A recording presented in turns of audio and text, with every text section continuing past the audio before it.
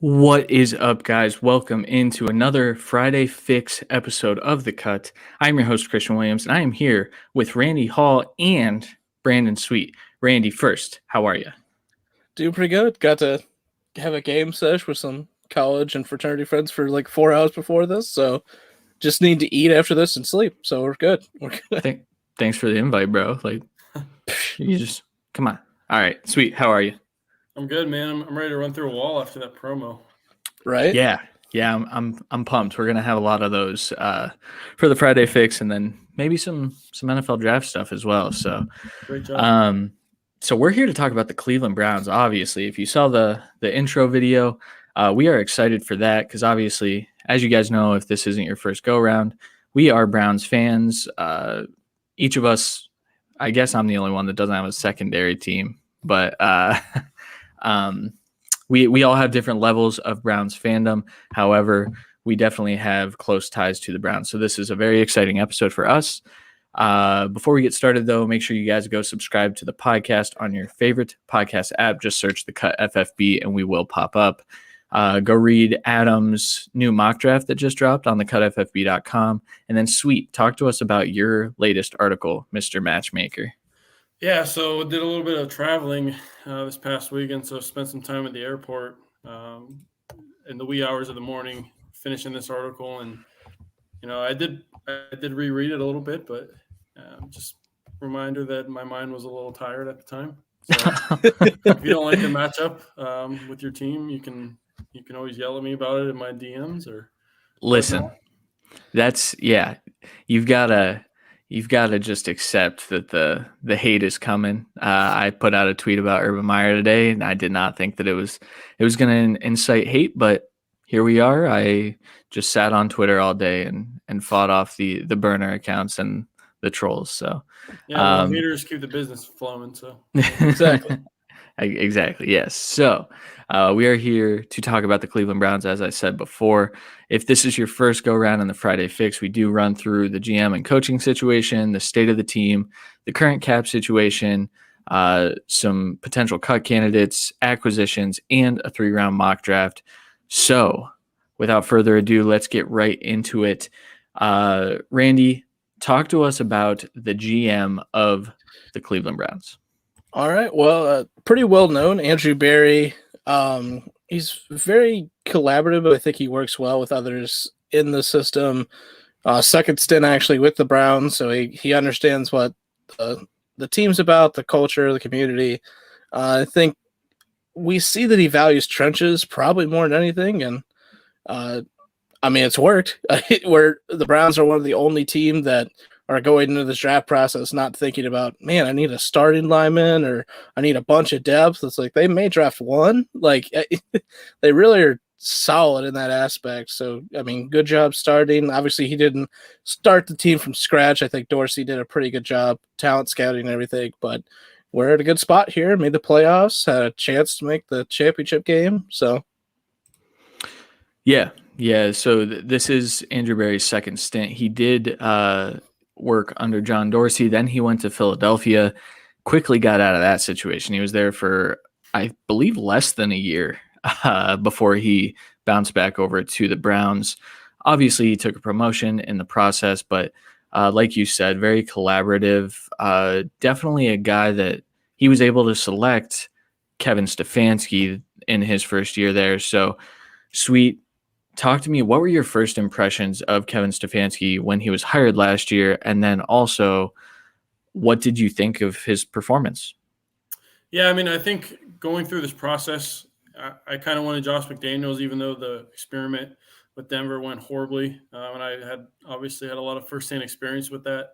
I think the knock against Stefanski coming in was he was using Gary Kubiak's offense and running that, and it wasn't really developing his own offense. So I think that was kind of the big concern, and also that he just went through this process a year ago before this, and we didn't hire him then. So what really changed from that point on? But obviously with this past season, and I think Alex Van Pelt, the OC, deserves a lot of credit too, but he seems like the perfect coach for this organization and the perfect pairing with Andrew Berry because they both seem like they are able to do their jobs and also let other people do their jobs also. And the fact that the special teams coach was the head coach for the playoff game and we won a playoff game is insane to think about. So overall, I mean, couldn't have asked for a better first season from him. Yeah. He definitely brought a new line of thinking. So on that graphic you saw he's a very heavy 12 personnel guy, but Randy, do you think that like down the stretch they definitely opened it up a little bit? They had Austin Hooper out, they had Njoku out for a time. So they did run a lot of spread offense and toss Baker back in shotgun. Do you think that's something that we're going to see in 2021 and beyond? Yeah, for sure. I mean, you got to remember no one had an off season really last year. So while installing a new system, you had to keep it really simple to start. Had to get the basis of the system, which is that power run, zone run, also play action. That had to be your base. You had to go on from that. Obviously, and we've seen from different statistics that Baker maybe likes working shotgun better, but he definitely works a little bit more efficient that way. He does good on rollouts, so I think they play to a strong suit, and we're going to see a whole season of that now. Yeah, and obviously we'll get into it a little bit.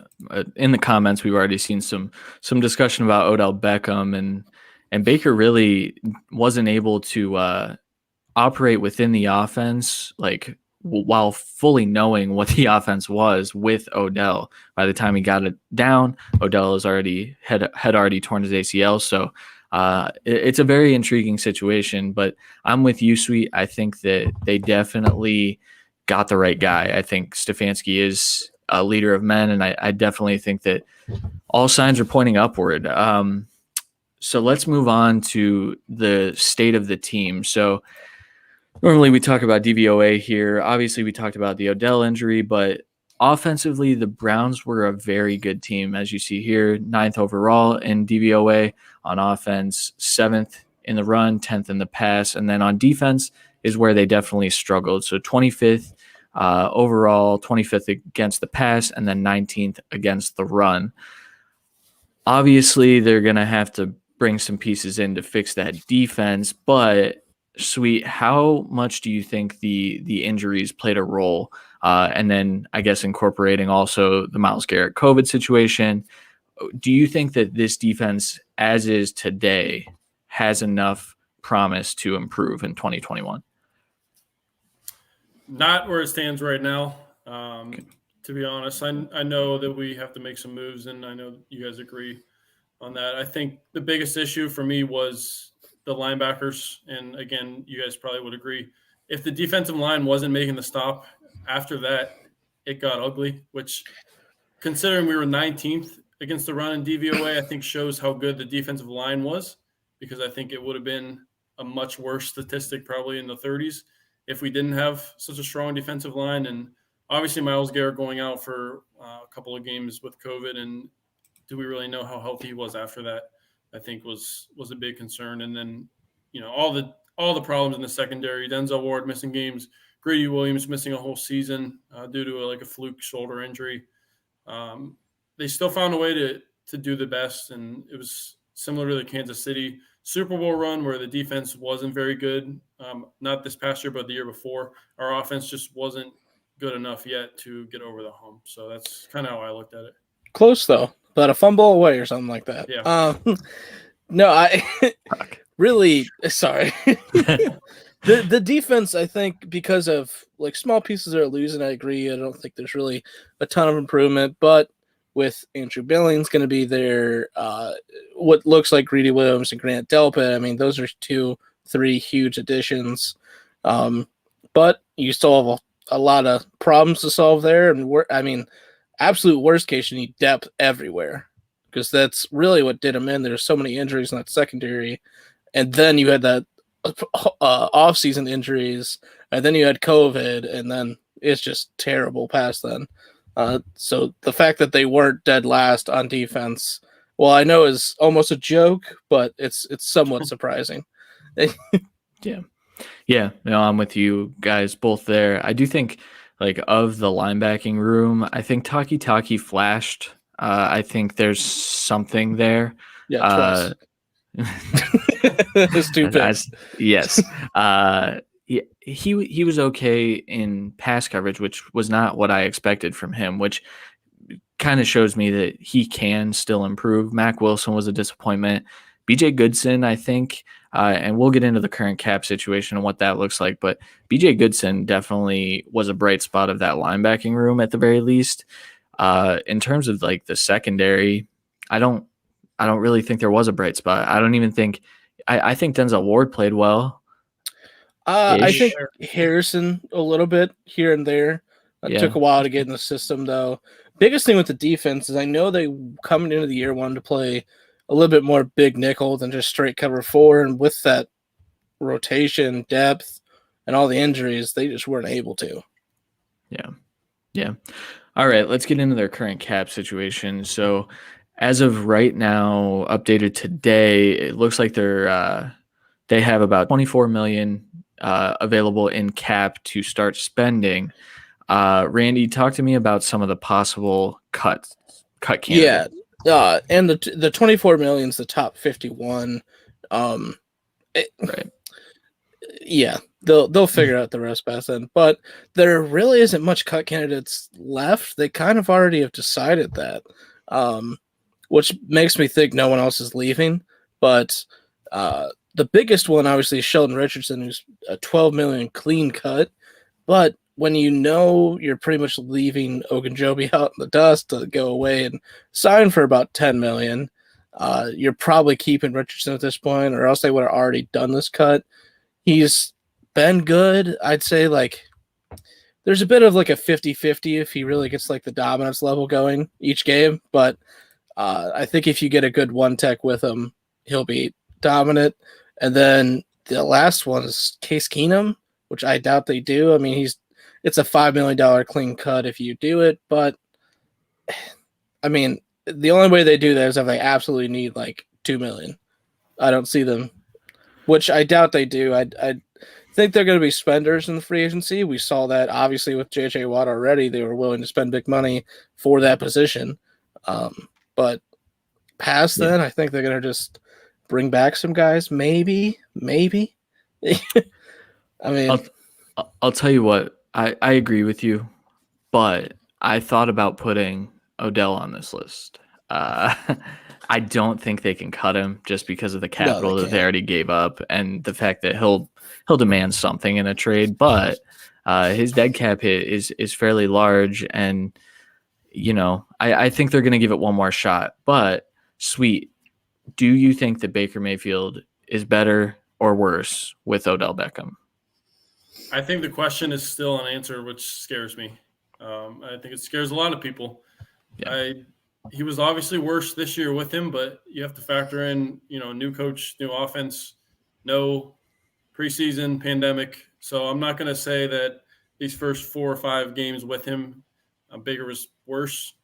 Statistically he was, but again, considering all those other factors, I think we need one more year to really see how that works. And it's frustrating that we have to keep saying this over and over again. And I know his first year didn't go that well, but he still had 1,000 yards receiving with an incompetent coach and staff.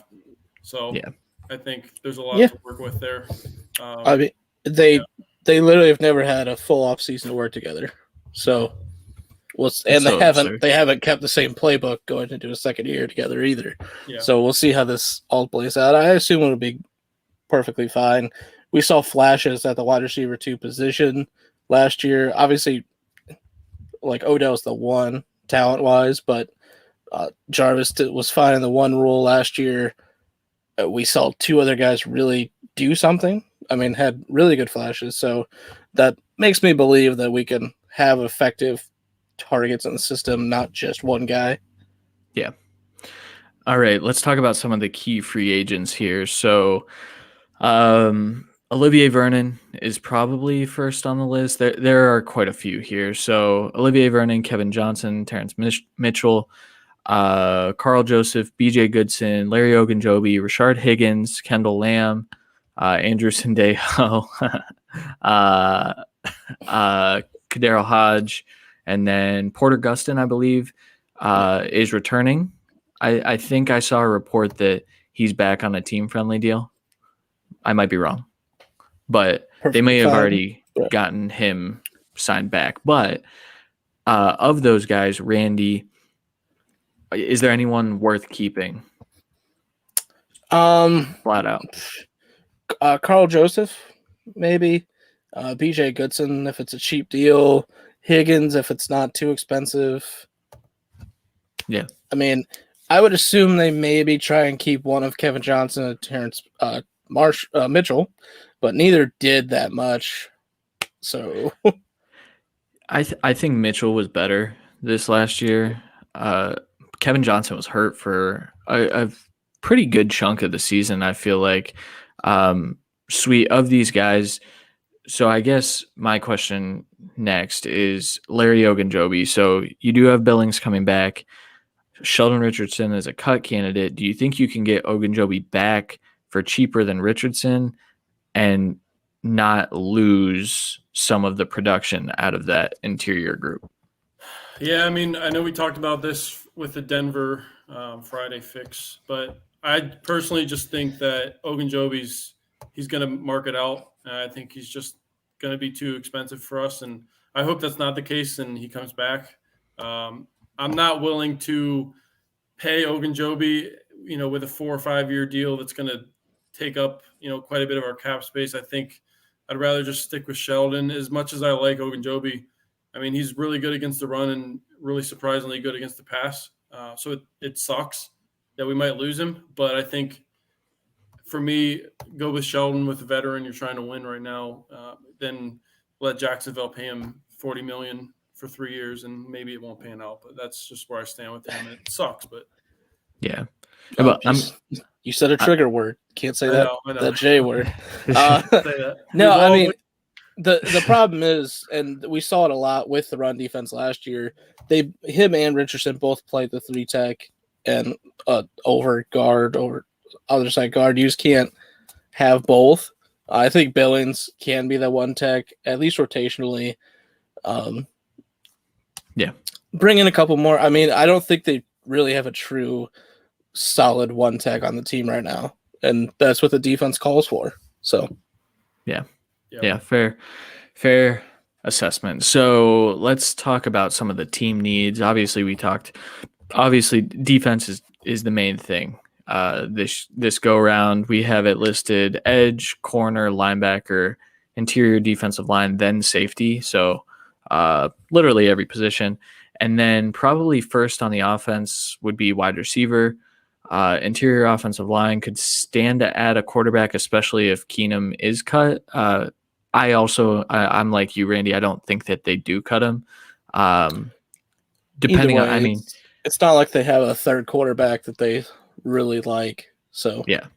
And then adding to the tight end room is always going to be crucial for Kevin Stefanski. I know we have Njoku back for a year, but with the Hooper injury and with the Njoku injury last year, I think it's worth it to mention tight end. I know they like what they have in Harrison Bryant, though. Yeah, but you could still – it's worth getting another guy late in the draft just to take a shot on, see if he can work out. Yeah. I mean, on the offense, it's literally depth. That's all it is. It's like wide receiver, it's a thin position. You have, I think, 3 on the roster right now. Yeah. Like, that's the biggest one. O-line, you're fine. You just want depth in case you get hurt. I mean, it happens. Same with quarterback, tight end, running back. I mean, you have Chubb and Hunt on some decently – well, Chubb you're going to have to resign here soon, but Hunt's around for a little bit. Get a third, like just pure speed receiving back, maybe. I mean, they kind of have that, but I'm just spitballing something they may take a shot on later. It's just, it's not a need. It's not a need at all. Fair. All right, Sweet. You're up first. Talk through your top 3 acquisitions for the Browns if you're in charge. Okay, so the guy I wanted last year, Anthony Harris from Minnesota. He's 29 years old. So it does give me a little bit of concern, but I think we need a veteran back there that's a little bit better than Tendeo, hopefully. God bless him. I mean, he's just too slow. He's so It's a really slow. good guy to have around, obviously, the locker room and stuff. But I think we need a veteran who can play because I think Delpit is going to need to learn from somebody back there. Yeah. And I know we have Harrison, but that's where I went with that. And that's going to be a 4-year deal, anywhere between 50 and 55 million, possibly, with obviously the guaranteed coming in somewhere, however they determine that, I don't know. But all right, Nicky. good for them. Anyway, so I like that move depending on, his cap hit and all that. Another move I liked was Melvin Ingram, maybe a 1 to 2 year deal, edge rusher from the Chargers who has been really good and probably hasn't been talked about nationally as much as he should be. Just a veteran guy who can come in. I think he's his upper 30s, mid 30s, not quite 38, but I'm saying like 33, 34, I'm guessing. So I think he would be a good guy to come in, a veteran, and all three of these guys are veterans for me, who I wanted as free agents because I think that's what we need on defense, especially in the secondary. And then the third guy I have is Randy's boy, Malcolm Butler, Super Bowl hero 1 year, Super Bowl sit in the other year. Belichick will be defending that for the rest of his life, but it was a good play. Yeah. But I think Butler would be nice to come in again, another veteran in the secondary who I think can still play. He was just too expensive in Tennessee. I know there's been some Richard Sherman rumors. I think he might be making a little too much at his age, so I think he's going to be out of market. But if we can get him on a cheaper deal, I would go for him. Or obviously, Christian's got somebody else that he'll like to talk about, so I won't spoil that. So. Sounds good. Yeah, it's a good list. I mean, I think the main thing. Sorry, Randy. I'll let you go here in a second. But I do think that they will add a veteran corner. It has to happen because even if Greedy Williams comes back and he's fully healthy and he even hits half of what his potential was, he's still not good enough. I don't think personally. So I am with you on one of those guys, and I'll talk about the guy that I gave them. But Randy, hit me with your 3, although you cheated, and there are definitely 4 here. Okay, it doesn't mean that I was going to say all 4. How rude. Okay. I just had 4 in mind. Yeah, always. I agree with the veteran corner. I just went with Troy Hill, kind of a guy that has some versatility, going inside, outside. We've seen it. But what he does best, at least what he did for the Rams, was slot nickel corner, and that's obviously the Browns' biggest need. I do think they need a for sure guaranteed corner too. I think they're hoping that's Greedy. He's definitely just a lottery ticket at this point. We don't know how he's going to respond to his first big hit. He was not a guy that liked to tackle, and then he had shoulder problems. So we'll see what happens past then. It's not like it's Jonathan Abram who only gets shoulder problems because he tries to murder people. Greedy just does it standing around, apparently. But a veteran presence, like you said, in the room is so needed. Obviously, they have an elite corner in Denzel Ward as long as he's on the field.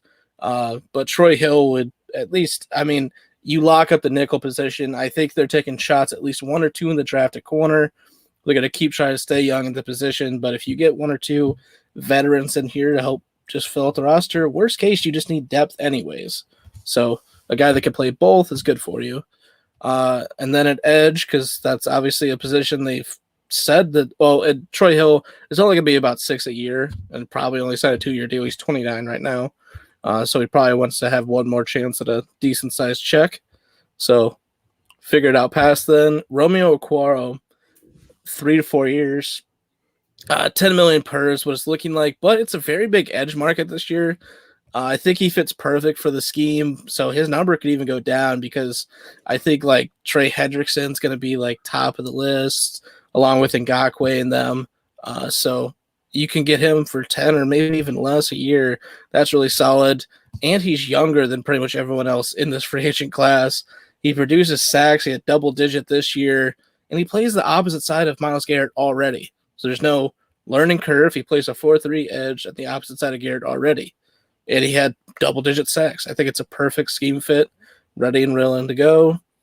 And then I'm going with, because I did have 4 here, one's a safety and one's a D tackle. The draft, I figured out the other position, so I'm going to go with Keanu Neal here on a 2 to 3 year deal. You haven't really been able to see what he's valued at, just because of the the injuries that make that Falcons defense such a joke. So it's anywhere from $5 to $6 million per, I think, just because he's a first round pick. In the past, I think he has the pedigree behind him, but he's had injury problems, so maybe it's a 1 year prove it deal. It very well could be. I'm fine with that. He's been a bruiser in the box. He's, I think, 6'2" and like 2 something. He can hit hard, and it gives you another top flight talent in the secondary. Worst case, and I mean that's the thing. That's the worst part of the team is you didn't have top level talent and no depth. So this gives you both. I think he could start alongside Delpit or Harrison if Delpit needs to figure it out, because Delpit, I really think, could play either way. He showed the ability to be an in-box safety and that free safety. I think he's better than free safety. So Keanu Neal's perfect beside him, where Harrison showed some flashes, but I just don't think he's as good as Neal is. And you could still draft a safety. So it works out perfect where you still can get one in the 4th or 5th round, and he doesn't have to play at least for a year or 2. Yeah.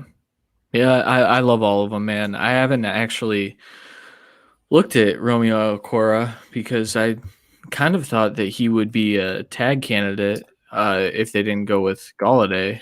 However, Nope. yeah, so I guess I wasn't even considering him, which makes me a little sad. But happy if they get him. That'd be good news. Yeah, I think that's it. If they're spending money, it's at the edge position this year. I don't think it's on one of the top flight corners or safeties, in my opinion. Only because we've already seen they said edge is a hugest need for us. We'll spend the money because they tried to do with JJ. So yeah, that's fair. All right, my 3. I actually cheated, and I really only gave 2 because I do think that I think re-signing Rashard Higgins is very important. I know some people don't think he's a very good receiver. I don't think he's a very good receiver. I think that his chemistry with Baker is definitely undeniable, though. I think Baker's much better when he's throwing the ball to Hollywood Higgins. So I know he wants to stay in Cleveland. He's been very vocal about that. I think that's got to be priority, like maybe not 1, maybe like priority 2. I don't think he's going to demand as much money as like the market kind of expects, just because he's at like the 7th or 8th tier receiver. And that's no disrespect to Higgins. It's just an incredible class. And even though they're the top 2, probably, maybe at least 2 of the top 3 got tagged, they're still on the market. Yeah. Even though it does seem that Godwin isn't, that Robinson definitely still is. Yeah, for sure. So then priority number 1 actually is getting an edge rusher. So I went with Shaq Barrett. I think that Moneybags over here. Spending all the cap room. Pretty much. I do think it's unlikely. I think the Bucs are able to retain Shaq Barrett because Brady's an asshole and took a 4-year extension that has him guaranteed through the next 2 years, but essentially pushes that money back through 2024, which allows them to sign and keep their squad together. Brilliant move. Just absolutely brilliant. However, makes me sad because I do want to see Shaq Barrett in a different role, because up until 2 years ago, Shaq Barrett was he wasn't what he is now. So I would love to see him opposite of Myles Garrett and just kind of wreaking havoc on the AFC North. I will say you guys both went for more 3-4 edges, and it's not like they couldn't play, but it's not like what they've had, I guess. Well, I also think that while the Browns definitely play a 4-3, I think because they're going to be in so many sub packages, with just, I mean, you think of the Steelers throw the ball 9 million times a game, even if, well, maybe not next year. Yeah, I was going to say, they want to change it. Ravens only throw when they have to because, Lamar, receivers, not top-notch. Receiving coach is awful. So, yeah, facts. But I do think that And that's kind of what I was insinuating with a different role. I think Shaq Barrett can succeed in that role for the Browns. But then third on my list, I'm just spending a fuck ton of money and figuring out the cap later. But Clearly, Patrick, Jimmy's giving you the money, you spend it. yeah, exactly. Whether it's legal or not. Oh man, it's a different conversation. Patrick Peterson is the corner that Sweet has written down as well that he alluded to, but I think he's a really good fit. I do think your mention of Sherman, Brandon, I think that is a really good fit. I think they like to play some while they're in sub packages a lot, they're also in like very confusing defensive schemes a lot. So they'll like match one half of the field, but then zone the other half. And it's a really, really good defense. What's that, Randy? But that's because of what they had in the field, though. That's true. That's the problem. But I also think they found their most success when they were doing stuff like that. So I don't know if that's going to be incorporated. I think what we've gathered from Kevin Stefanski is that he doesn't mind changing or incorporating new things into his offense, and I assume that goes for his defense as well. So I think Patrick Peterson can immediately step in. He'd be the CB1 probably over Denzel Ward. No, you don't think so? No, he's not. It's not Patrick Peterson of 5 years ago, dude. No, but in terms of like matchups, you don't think that Peterson would take the top guy still? No, it'd be Ward. Yeah, okay. I think it would still be Ward. Peterson. I mean, I'm okay with that.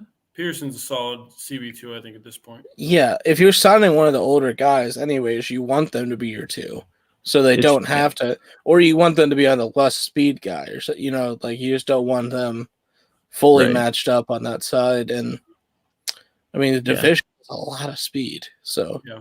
But I mean, to your point, Christian, Denzel's missed a lot of games. So if we have to play Patrick Peterson at the cornerback one spot for 4 or 5 games, I think that would be the perfect role for him. We know Denzel gets hurt like the wind blows. So yeah, I do think they may try and sign a D tackle. I had Kawan Short listed only because I think he gets a short, cheap deal. He hasn't shown the ability to be on the field of late. But when he has, he's been a good 3-tech, but also a dominant nose tackle, which is obviously what the Browns need to pair with Richardson. I think it's like what Tomlinson from the Giants, that's a free agent. He's like the biggest 1-tech D tackle on the market, but he's going to get like 12 to 13 million. That's why I don't think they'll sign him. You already have that kind of money tied up in the position. So getting guys super cheap makes sense. So we'll see how it works. Yeah, I liked Christian's re-signing of Higgins. I think we'd be remiss to not talk about Odell's and Jarvis Landry's contract situations going forward. I know that Barry has come out and said that, yes, we value both of them. But I'm telling you, I personally don't think both of them are going to be in a Browns uniform in 2022. And if I had to say right now, and I think we might all agree, I don't know how you guys feel, but we'd obviously want Jarvis right now over Odell. But Jarvis did show some signs of some health deterioration this year. So I think it's just going to determine how healthy he is after this year, which we're going to stick with. That's my thoughts, and obviously I want to get your thoughts on that going forward. I mean, Odell has shown the health concerns as well. Yeah. I think just strictly because of age and like pure talent, I would have to go Odell. But again, we haven't seen him in the offense really for more than a few games at a time. So we'll see how it all works out. So even when Odell was playing within the offense before he got hurt last year, they were using him the same way that freaking Freddie Kitchens did for the most part, as like a deep threat, where like that's not the ideal way to use Odell Beckham. I mean, yes, he can do that, but I think working him underneath or on slants, like just get him the ball. Yeah. And so the point where I'm kind of leading to is that's what they did with Jarvis Landry on those boots to Baker's left, and they would have Landry just running a drag. What's up, Coda?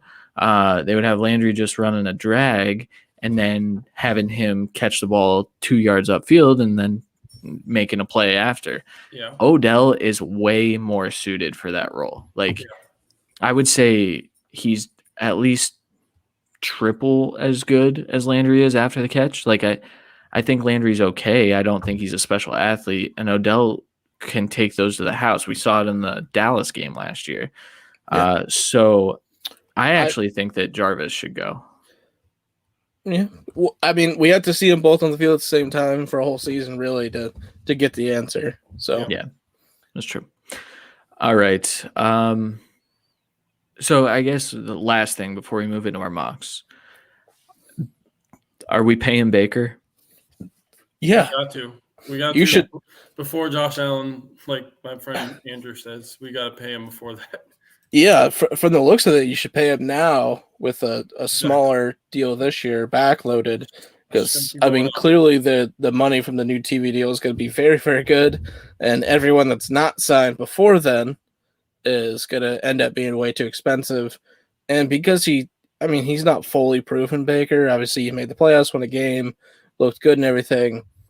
He's still not Dak or Mahomes. He's not going to get the absolute top level money. He's going to get at least a tier below that. So, yeah. But if he wins 12 games this year and you don't resign him until after the season, maybe it's a lot closer.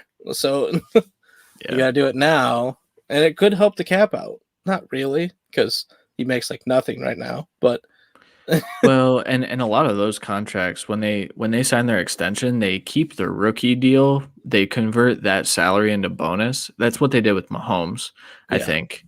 So it wouldn't be too bad on the cap, but I am in agreement. I think you should pay Baker as soon as you can, which I believe as soon as the new league year starts, I think he's eligible for an extension.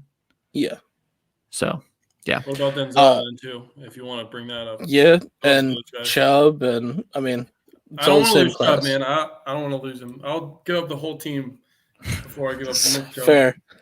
Well, I feel like we're going to lose him. Before we get into the mocks, we were asked what we do besides this, like for work. All of us work in sports and recreation. That's the simplest way I can do it. Yeah.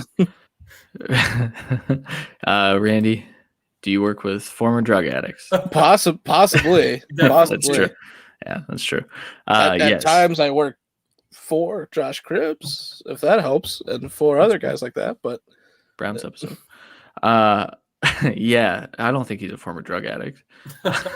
I didn't include him there, but good transition. Yeah. All right. Let's do some mocks, dudes. So I'm just gonna put the graphic up, and I'm gonna let you guys talk about yours first. Okay. Brandon, you can go first. Again, we'll go in the same order. Actually, do you guys want to do like Randy what we did last week, where we just go back and forth? All right. So we'll just each give our first round pick, and then our second, then our third. So I will go first. Jalen Phillips at 26.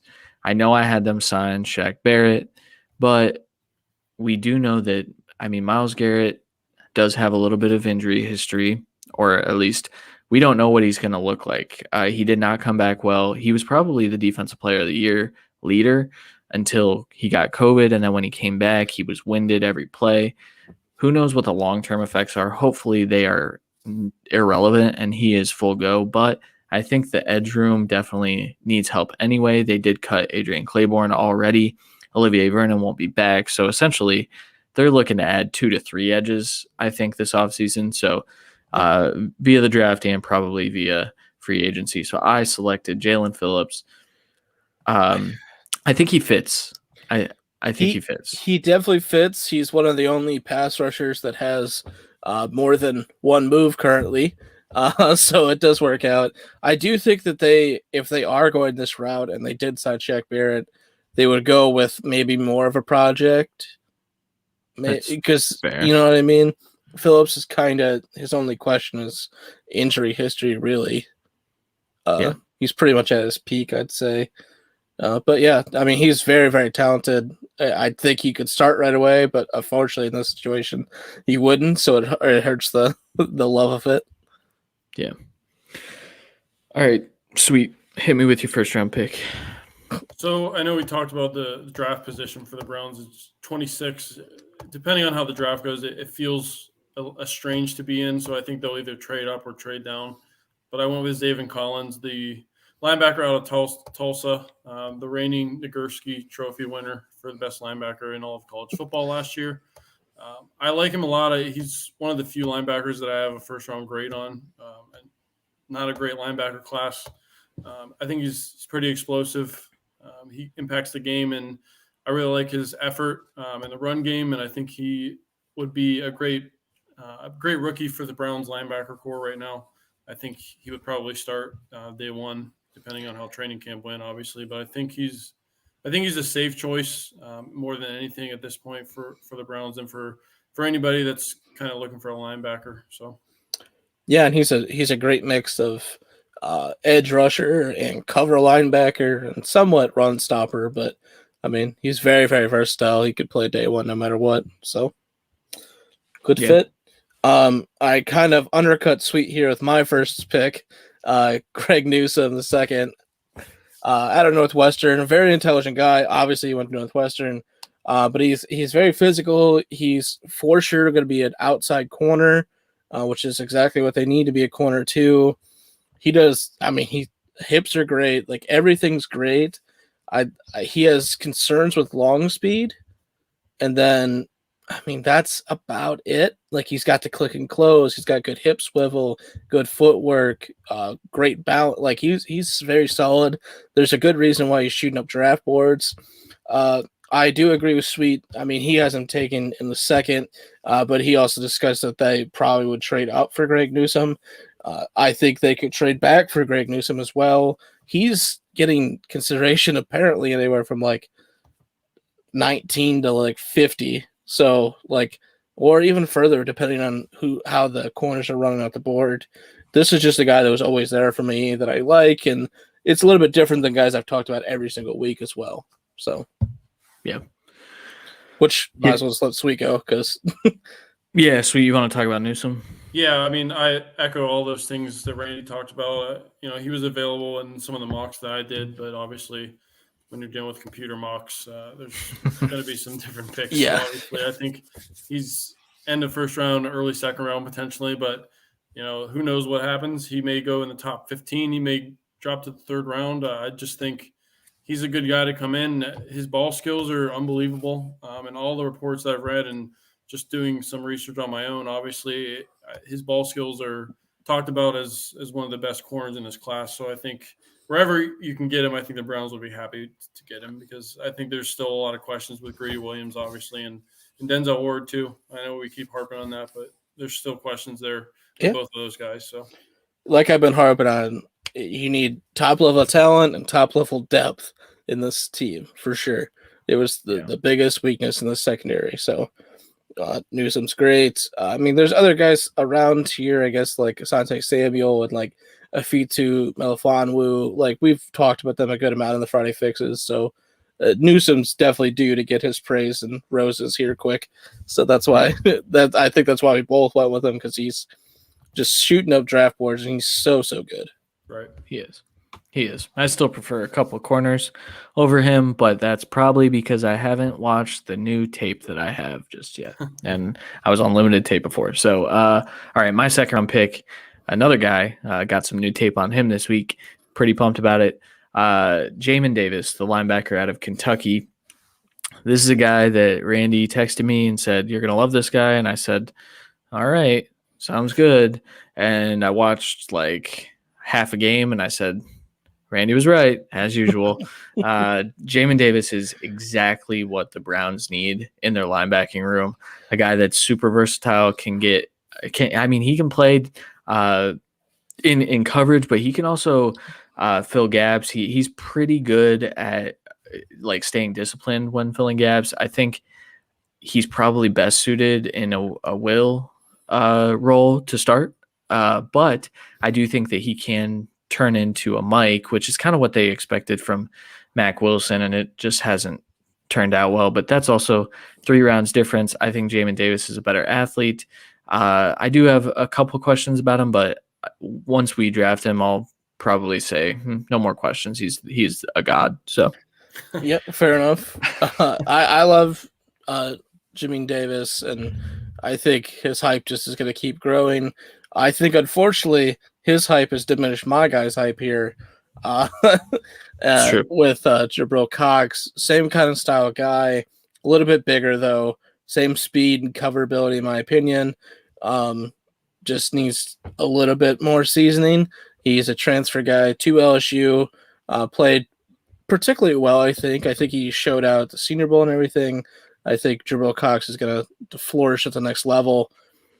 He's already quick and fast and good in coverage, and that's probably the biggest thing the Browns need, especially if they're addressing the retool of the D-line. So I like either guy. I knew you were going to pick Davis, so I went with Cox instead. So didn't even have to look. Fair. All right. Do you want to swing it back around and you hit us with your first third round pick and we'll snake? Sure. I went with Peyton Turner, an edge out of Houston. Definitely slightly more developmental. He's a little bit of an in-between, needs to figure out what size he wants to do, but that's kind of perfect for the Browns. I think he's versatile, and that's what the Browns need, especially with how I had them sign. They have their edge of the next at least 3 to 4 years, basically, the way I make the signings. I think Turner's, at worst case, a good rotational piece, which they absolutely need now with cutting Claiborne and maybe not signing Porter Gustin. So they need all the depth they can get there as well. I think he fits day one, and I think he has plenty of room to grow, and I think he's going to be a fantastic player at the next level. But I understand if you like other edges in this class more. At the third, I think like the guy Sweet has, I think I like him better, but he's also more of that 3-4 mold than the 4-3 mold, and I kind of tried to stick to it as best I could. That was kind of the justification for Turner over Rochet, because I definitely have Rochet over him. Yeah, that's fair. I actually haven't studied Peyton Turner, so I can't contribute too much here, but I have heard some really good things. So I'm excited to get into his tape. Sweet. Tyler Shelvin. So with the first third round pick, I went with Tyler Shelvin, defensive tackle out of LSU. So, I mean, this dude is a road grader. I mean, he's 362 pounds. He's 6'3". He's a big boy. He's going to eat up blockers. He's going to eat up double teams. He's good against the run. He's not very good against the pass. So I think that's going to have to be developed if at all possible. But again, he's good against the run. And there's been guys in this league who are very good against the run and not so good against the pass that have fit in. And I think in the third round, I think you're getting a guy who, like I said, who can stop the run and who can eat up double teams and allow Myles Garrett to get pressure on the run or the pass. Yeah. Shelvin's an interesting guy because I think in such a weak defensive tackle class, I think there's a chance that he goes a little earlier than this just because, like, I feel like teams are going to be all over the board on these guys. But if he's there, oh boy, does that make sense? All right, my first third round pick, we'll snake back. I'll talk about both of mine right here. But first third round pick, Dyami Brown. I've talked about him quite a few times on these, I believe. It's just a guy that I think is going to outproduce wherever he's drafted. I think I talked about him last week, which sounds right. He's got issues attacking the football. However, I think Baker definitely needs a deep threat so that they can put Odell in that underneath role so that the offense actually opens up properly. Now, Donovan Peoples-Jones can definitely develop into being that role, but even some of the catches that Donovan Peoples-Jones made last year, he was either running free on air or he was just making a circus catch, but he wasn't really getting separation. Dyami Brown definitely is going to give Baker that separation to have confidence slanging that ball, and I know Baker likes slanging that ball. So just adding to that room, getting a little deeper. And then my next third-round pick is Tommy Tungiai, the D tackle out of Ohio State. This is another guy that I think could go well before this. I know his hype's about to shoot way up. I've seen some discussion about him. He can get after it in both pass rush and run support. I think where he's valuable is actually in pass rush. So he kind of would step into that Sheldon Richardson role or that Larry Ogunjobi role even. Either one, you fill him in with Billings and with Jordan Elliott. And I think then you have what I believe to be a solid defensive line with Shaq Barrett, Myles Garrett, Jalen Phillips, the guys that are there, and then Tommy Tungiai as well. So that is my draft. Sweet, you're up. Good, man. He was really good last year. I don't even think he was their. I don't even think he was their best defensive tackle though. Haskell Garrett. If he didn't go back to school, I think I probably have him ranked ahead of Tungiai. Yeah, no, they were both beasts, and I think maybe one of them is a little bit better than the other one. Where I think we'll find out. Without them playing with each other, so for sure. Sweet, you're up. Okay, so I know Randy talked about this. Quincy Rochet, edge out of Miami, so he is a 3-4. But I think with Andrew Berry and Stefanski, I think they're able to draft players who aren't necessarily a fit with their system. I think they can plug them in and turn a guy into something that he's not per se. And he played 3 years at Temple, put up monster numbers in 2019 with Temple, had almost 20 tackles for loss and I believe around 13 sacks. Last year's production went down a little bit, but he still had 14 and a half tackles for loss, 4.5 sacks. So with playing with better players, I think was part of it. He's still, again, double-digit tackles for loss in 3 of his 4 seasons in college. And, again, projected as a 3-4 edge rusher. But I think this is a guy who you could plug in right away and get some immediate impact from him. And I like Peyton Turner as well. I haven't talked about him very much, but I think Randy was all over that. So, yeah, 100%. Love Roche. I do think he's more 3-4. That's not saying that they can't use a 3-4 on the edge. Yeah. That's also not saying that he can't develop into a 4-3 edge while he's being a rotational guy. Mm-hmm. And if he's just coming in on third downs anyways, he could be 3-4 or 4-3, whatever the fuck works. Yeah. So it works out perfectly. Rounding this off, I finished off with Aleem McNeil, the D tackle out of NC State. He's going to play a 3-4 nose tackle or a 1-tech in the 4-3. 6'2", 315. I need to dive more on this guy, but he is, from what I've seen so far, very good run stuffer, a lot of quick, low power, great hands, always using his hands to win no matter what, and he has functional strength at every level. And I mean, looking at his high school career, he was a linebacker or running back, which is scary as it fucking is because he is enormous and he is an absolute man-eater in the middle for the run defense. And he does offer upside in the pass rush. That's where he's the most raw for sure. But, I mean, he doesn't absolutely need to be a dominant pass rusher for the Browns in this offense. He fits perfectly in the scheme, doesn't have to worry about where he's playing. He knows he's playing the 1-tech, and he can be that position from day one that fills an enormous need for a team and helps the run stuff, and maybe helps the linebackers develop slightly because maybe they were getting hit too quickly off two guys that strictly kind of pass rush more than anything at D tackle. Yeah, I love that pick. I think his background as a running back is funny, but I also think that he can definitely develop. I know Dalton Miller. I don't know what Dalton Miller works for, to be completely honest, but I know I follow him and he's a really good draft follow.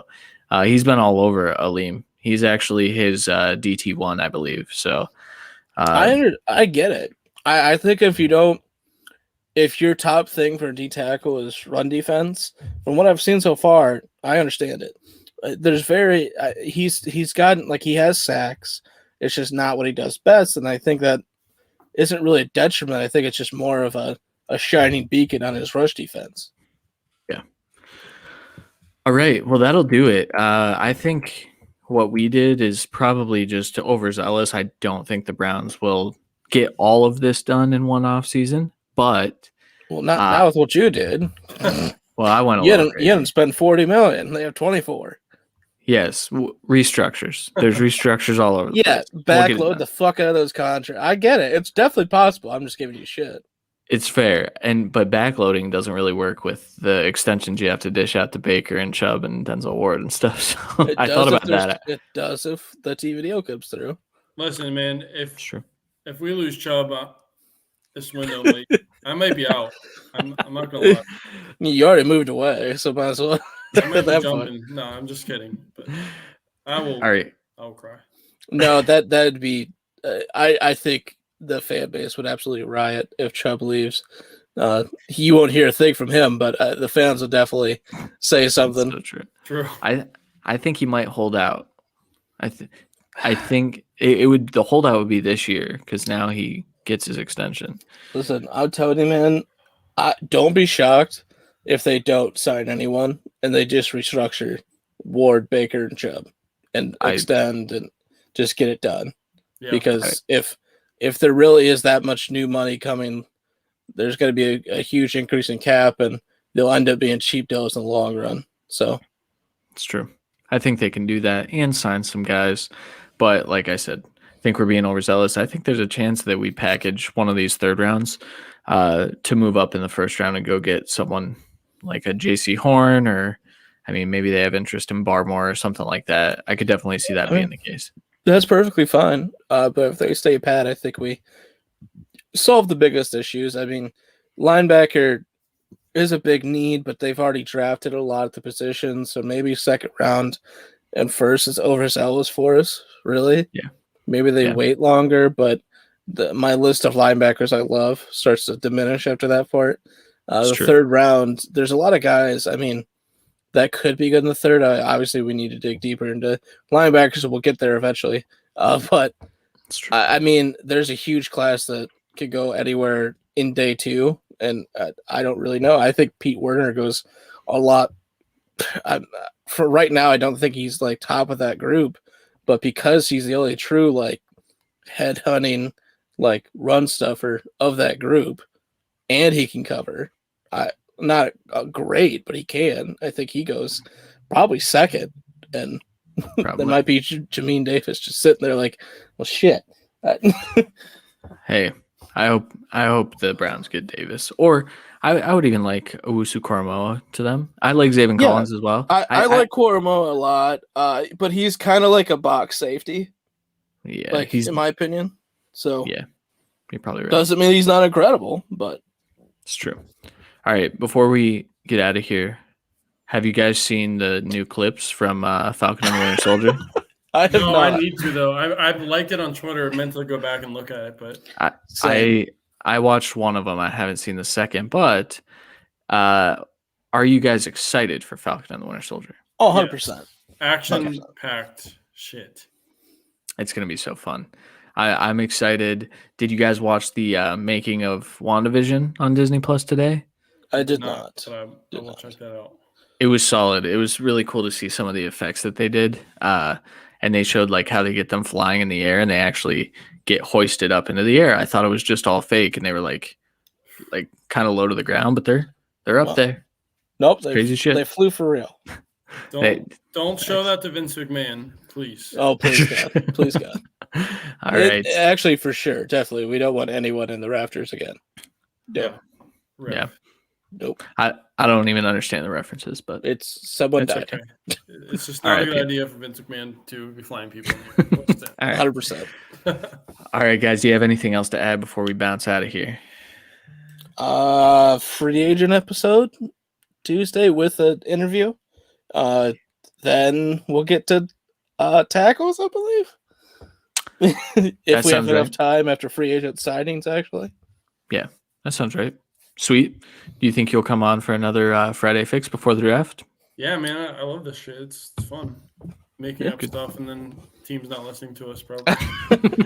It is fun though. It's definitely fun. 100%. All right. Well, we have fixed the Browns. Someone tell Andrew Berry. I was gonna say something I shouldn't have said, but so I didn't, and now we're here. So all right, guys, for Randy Hall and Brandon Sweet, I am Christian Williams. We will talk to you guys Tuesday. We'll talk to you Tuesday. All right, later.